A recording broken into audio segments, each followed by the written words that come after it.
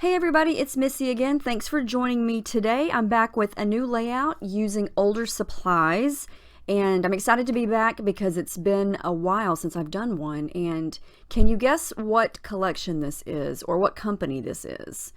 This is the Life is Good collection from Echo Park, and it's from 2010.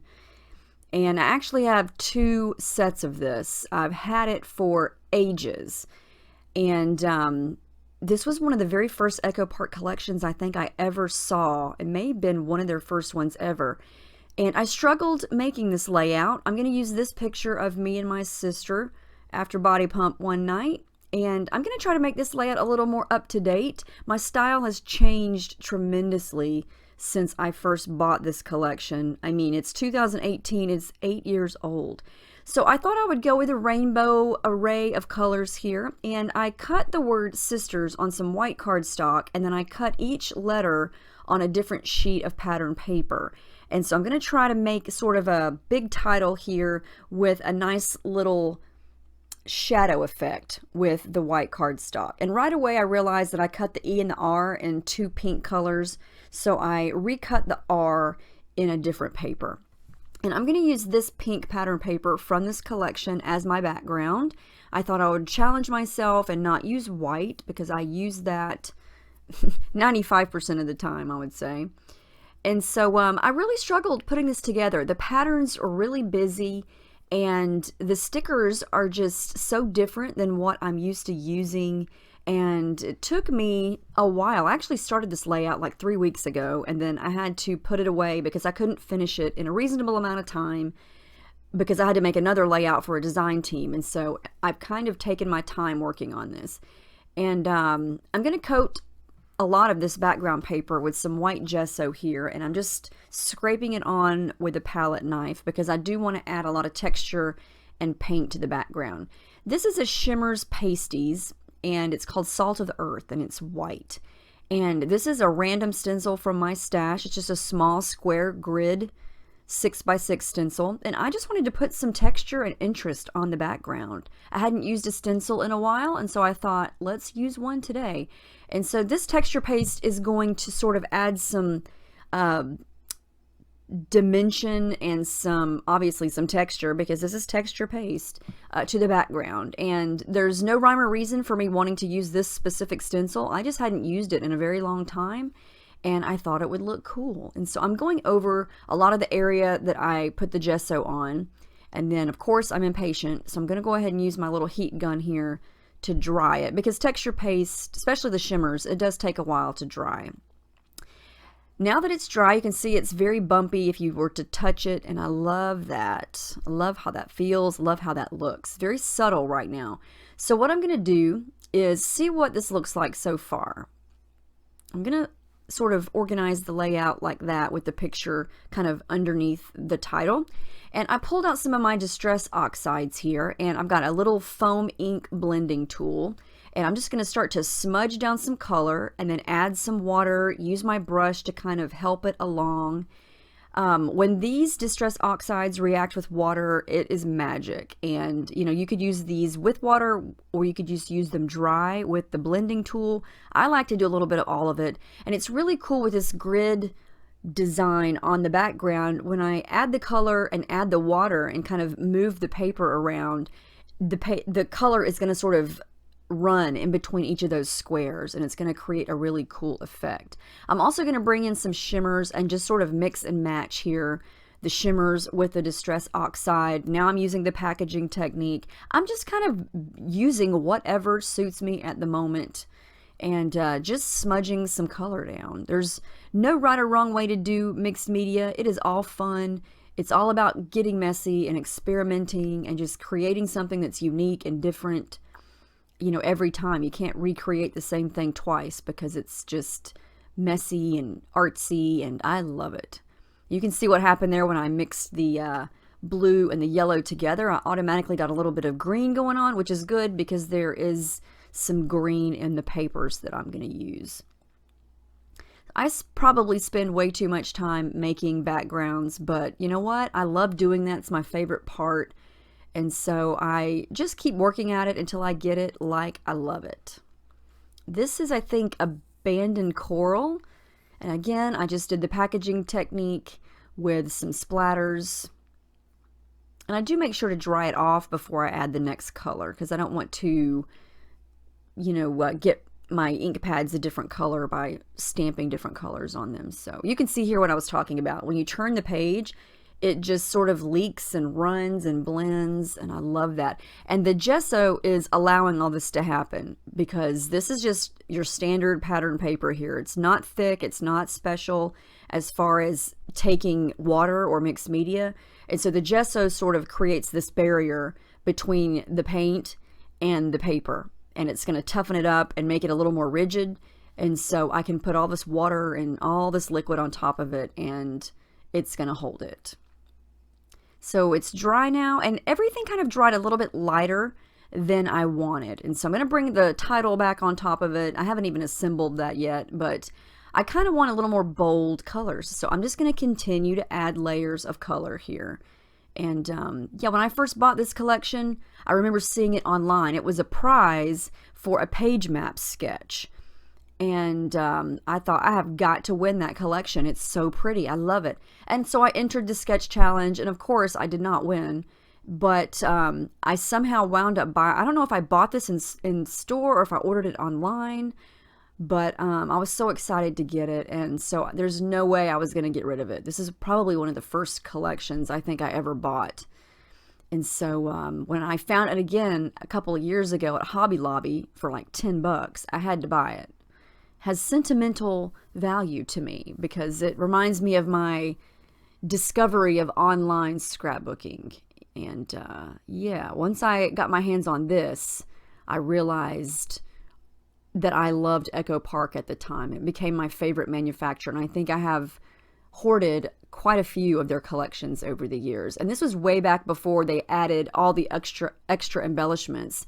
This was when it was just papers, and then you got a 12 by 12 sticker sheet with the embellishment stickers, and then you got a sticker sheet with the alphas, and that was pretty much it.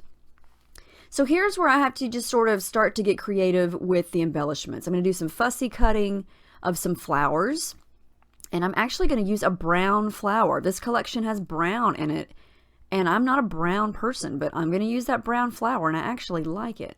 I stuck down the letters on Sisters, and so now you can kind of see the white cardstock that I cut is creating a little shadow. And I did take my black Sharpie and kind of trace around there to give it a little more of a shadow, make it pop off the page a little bit more.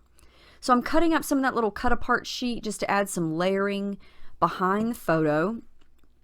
And then here's the stickers. I'm going to use this little happy piece. There's a lot of stickers on there I'm not sure how to use, like the houses, the swirl, and I need to backtrack and find the layouts that I made with this years ago, because that would probably be hilarious to go back and look at layouts from 8 years ago.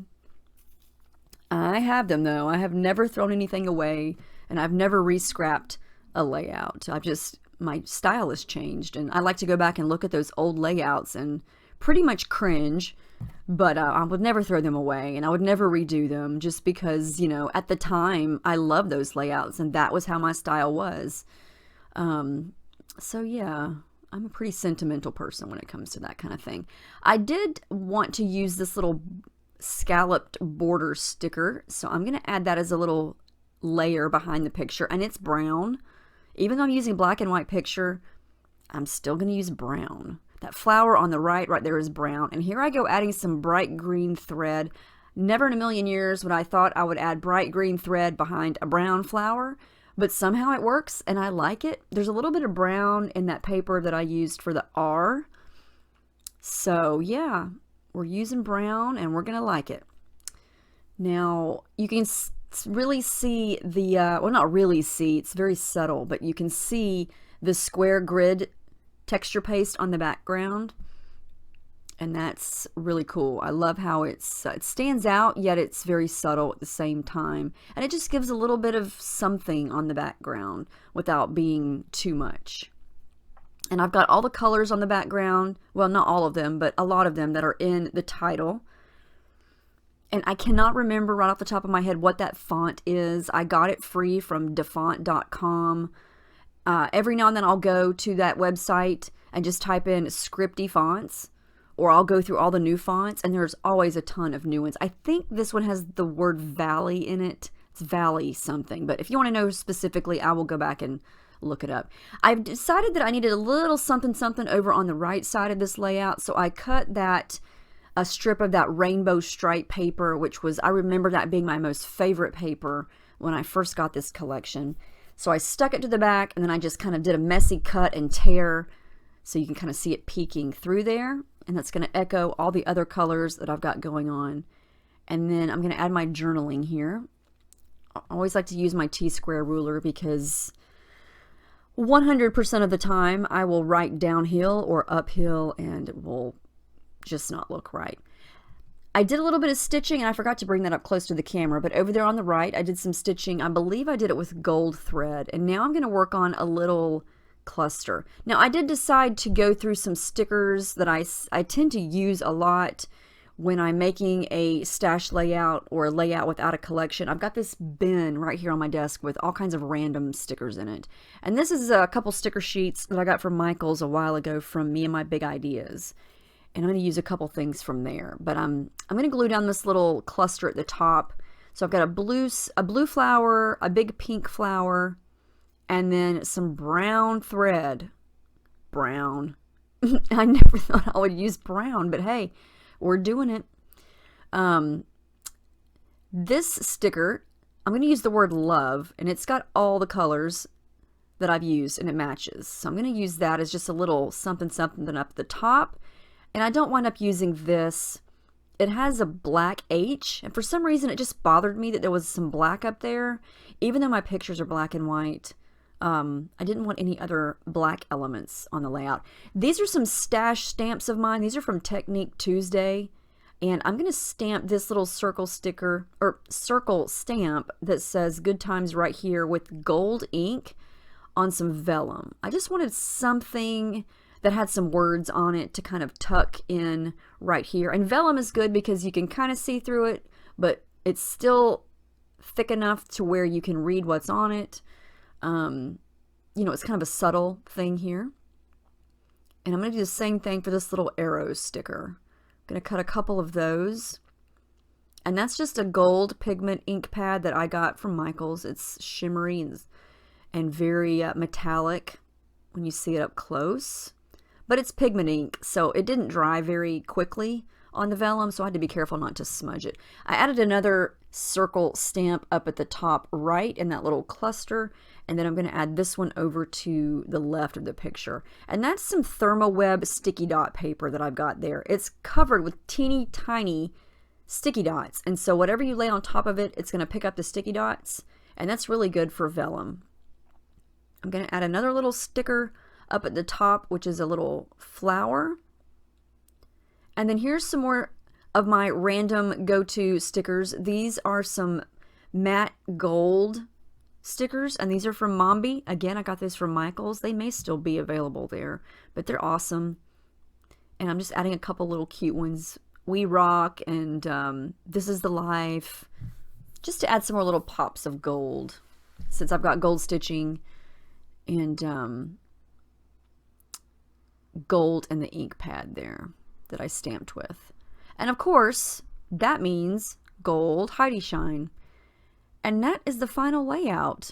I hope you guys enjoyed this. It was fun to pull this collection out and use it in a more modern way for me. And I still have a ton of it left. That's my thing. When I go to make my own backgrounds like this, I don't tend to use a lot of the product, but I did use some of it, so go me. And I love how it turned out. It was fun to make that background. It was fun to use these bright, bold colors and to make a big title like that and to mix and match the letters. So I hope you guys enjoyed this. I had fun putting it together. And yeah, let me know if you have any questions about anything at all. I will be more than happy to answer. Thank you so much for watching, and I'll see you in the next video.